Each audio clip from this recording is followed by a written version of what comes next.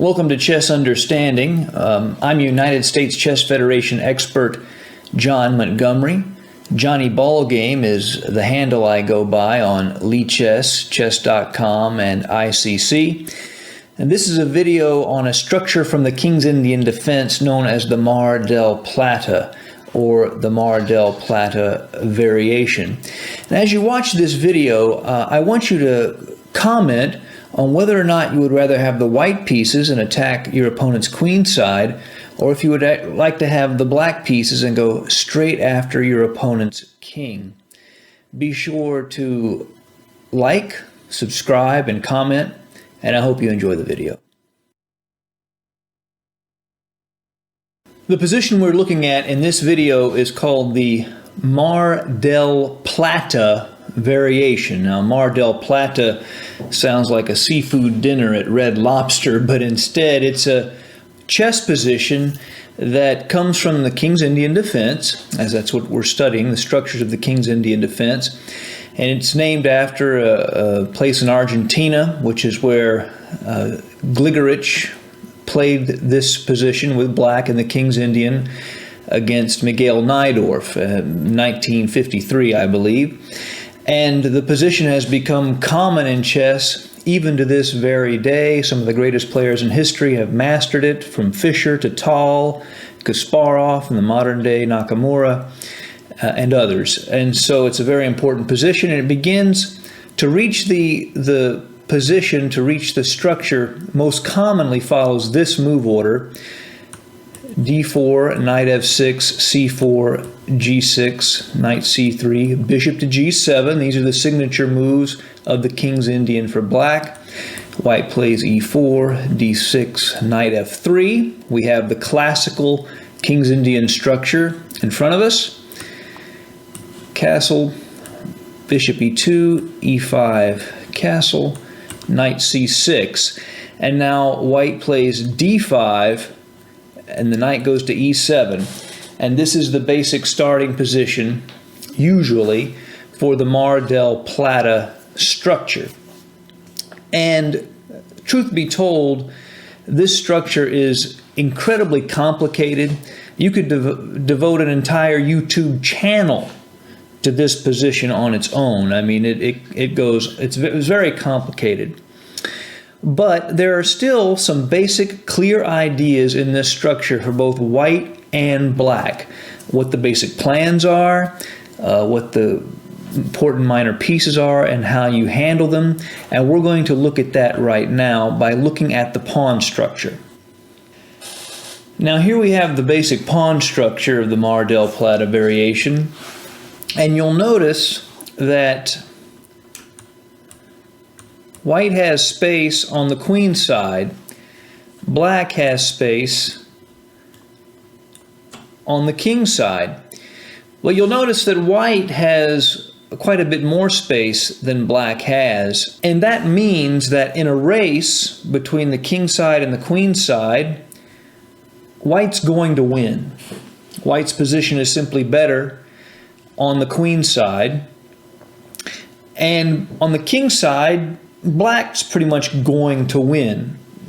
So white's going to win on the queen side, black's going to win on the king side, and white's attack is faster because white has more territory to play on. White's attack is going to be faster than black's.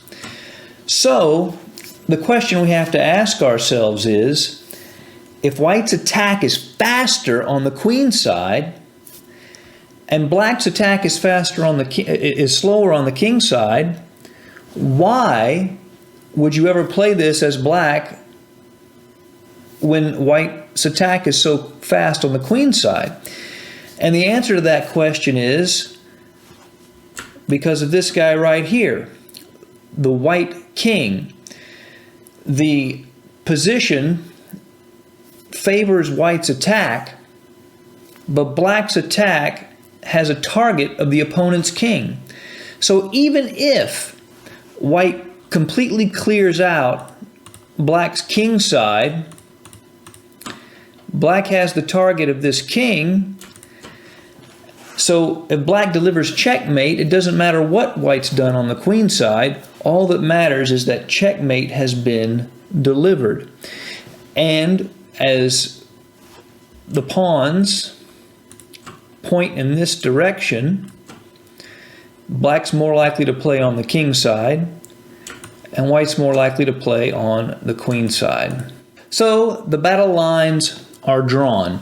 Black is going to play on the king side, and white is going to play on the queen side. And you traditionally, in this structure, you have a race. Black's trying to mate white's king before white completely clears out the queen side, and black doesn't have enough resources left to attack on the king side. Now first, let's look at the black pieces in this structure. Black has two basic plans in this position.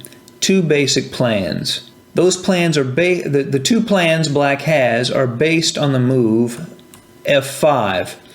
This e4 square is the base of the pawn chain, so black attacks the base of the pawn chain. Now, white usually will respond with f3, and this is where a major choice is usually made. Black can play f4 and get a space advantage on the king side, but the territory is getting narrower. Now there are only two files that a pawn break can occur, but the prize is great. You're getting closer to the king, and so advancing the g-pawn and breaking on this square has a lot of power.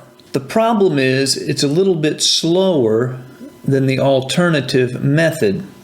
Black has a second plan, which involves capturing on e4. And now, if white captures with a pawn, this pawn, while controlling key squares, is a weakness and can be targeted. And if black takes with a piece, if white takes with a piece, black can play the knight from e7 to f5 with threats to come into the d4 square. This plan of taking on e4, capturing on e4 on this square, is a faster plan than the plan, get that off there, than the plan of advancing the pawn to f4, but it is less potent. It's not as strong or as powerful as the plan of moving the pawn to f4. So what ends up happening is black has to make a judgment call. He has to look at how far in advance white's structure is on the queen side and then say to himself, okay, do I have enough time to play f4, g4, and the plan to attack the king with the g4 break?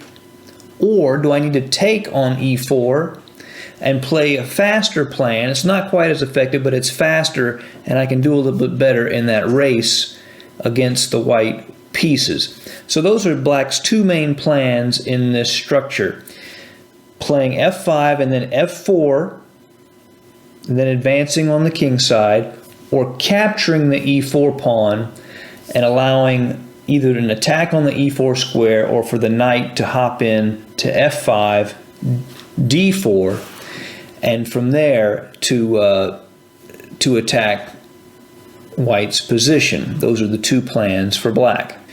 Now just to mention something about black's minor piece situation. You'll notice I have on the board black's two bishops, a light squared and a dark squared bishop.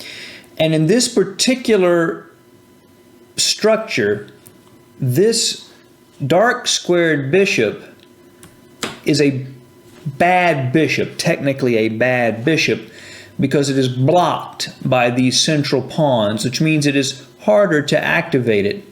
Sometimes in the King's Indian, that's a very powerful bishop. Sometimes it's the weaker bishop. In this Mar Del Plata structure, the dark square bishop at g7 tends to be a little bit weaker. The bishop here on c8, however, is a monster. This is without a doubt Black's strongest minor piece. It supports the pawn break, the potential pawn break on the g4 square, and it also can sacrifice itself on the h3 square. This bishop is an incredibly powerful piece. In fact, this bishop is so powerful that it is not uncommon for white to even sacrifice a pawn in order to get it off of the board. In many ways, one of white's main strategic goals here is to get this bishop at c8 off the board. If he can trade it for, say, one of his knights, it's a huge strategical advantage. Black, on the other hand, wants to maintain this bishop, make sure it doesn't get traded off. I've even seen positions where Black gives up a rook just to keep the bishop on the board and maintain the attack. Now, that doesn't usually work, but sometimes it does, because of that bishop being so powerful. So remember, the bishop on g7 over here, it can play at some point maybe to this square, get some pressure down the diagonal here. It can also follow this route and maybe gain some activity on this square or even on this square. But it takes a little work to get this g7 bishop into the game. It doesn't automatically just play itself. Whereas this c8 bishop, this is a monster and is one of the most important features of this Mar del Plata structure. White wants it off of the board, Black wants to keep it and use it for the attack. Now looking at this structure from White's perspective. White's play is fairly easy on the queen side, the actual part of the board where White dominates. White's main strategic goal, first and foremost, will be to play this pawn to c5, attacking the base of Black's pawn chain, like so. And the idea is to weaken Black's structure and create some weak squares. And there are two normal ways that White attacks the queen side. Just we looked at two plans for Black on the king side. There are two plans for White on the queen side. The first is to capture this pawn and create a weakness on d6, something along these lines. And here you have a vulnerable weak square, and you have an open file that White can penetrate on, perhaps land on c7, cause all kinds of havoc. And this open file can create a lot of pressure on Black's position. This is the first plan for White in this position. The second plan for White in this position is to advance all the way to c6, and then when Black plays b6, to play a4 with the idea of playing a5 and opening up lines on the queen side. And this method is also very effective and creates all sorts of problems. Some people might ask, what if you take here? The problem with this move is now White has this juicy d5 square and all these weak light squares on the queen side, in the center of the board, and this is worse. So b6 is definitely the best way to deal with c6, but then White can open up the queen side and get all sorts of pressure going. So White's two plans are, let's review. After c5, one is to take on d6, open up the c file and attack this weak d6 square. And the other is to go ahead and play c6, after b6 to play a4. In fact, sometimes White will play a4 first, so when c6 is played and b6 is the response, they can play a5 immediately. That was an idea of Victor Korchnoi, in fact, of playing an early a4 to prepare for this situation so that black has no time. Once b6 is played, you can go right in to the queen side. Those are white's two main plans in this position.